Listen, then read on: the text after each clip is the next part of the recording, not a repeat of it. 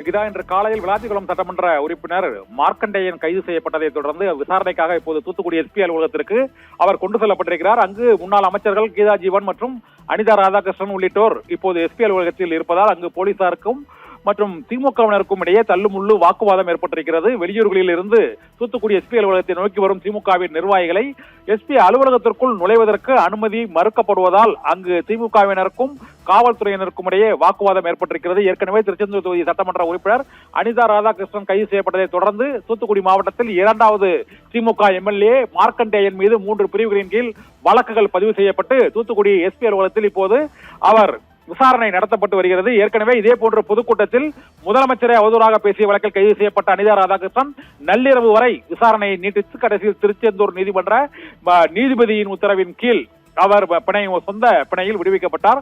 அதே போல இப்போது விளாத்திக்குளம் தொகுதி சட்டமன்ற உறுப்பினர் மார்க்கண்டேயனுக்கும் அதே போல தூத்துக்குடி எஸ்பி அலுவலகத்தில் விசாரணை நடத்தப்பட்டு வருவதால் அங்கு தூத்துக்குடியில் 2 அணிகளாக இருந்தாலும் எம்எல்ஏ கைது செய்யப்பட்டதை தொடர்ந்து முன்னாள் அமைச்சர்கள் கீதா ஜீவன் மற்றும் அனிதா ராதாகிருஷ்ணனின் ஆதரவாளர்கள் தூத்துக்குடி காவல்துறை கண்காணிப்பாளர் அலுவலகத்தில் இப்போது குவிந்து வருகிறார்கள். ஆனால் அங்கு தடுப்பரண்கள் அமைக்கப்பட்டு திமுகவின் நிர்வாகிகள் எஸ்பி அலுவலகத்தில் குவிவதற்கோ மற்றும் அங்கு உள்ளே வருவதற்கோ அனுமதி மறுக்கப்படுகிறது. இதனால் வழக்கறிஞர்கள் மற்றும் முன்னாள் அமைச்சர்களையாவது உள்ளே செல்வதற்கு அனுமதி அளிக்க வேண்டும் என காவல்துறையினரிடம் அவர்கள் பேச்சுவார்த்தை நடத்தி வருவதால் அங்கு ஒரு பரபரப்பான பதற்றமான சூழ்நிலை நிலவி கொண்டிருக்கிறது. வெளியூரில் இருந்து வந்துள்ள திமுகவின் மாவட்ட செயலாளர்கள் முன்னாள் அமைச்சர்களை இப்போது தூத்துக்குடி எஸ்பி அலுவலகத்திற்குள் அனுமதிக்க வேண்டும் என காவல்துறை அதிகாரிகளோடு வாக்குவாதத்தில் ஈடுபட்டிருக்கிறார்கள். ஆனால் காவல்துறையினர் அங்கு கைது செய்யப்பட்டவருக்கு வழக்கு ரீதியாக உதவுவதற்கு சட்ட ரீதியாக உதவுவதற்கு வழக்கறிஞர்கள் மட்டுமே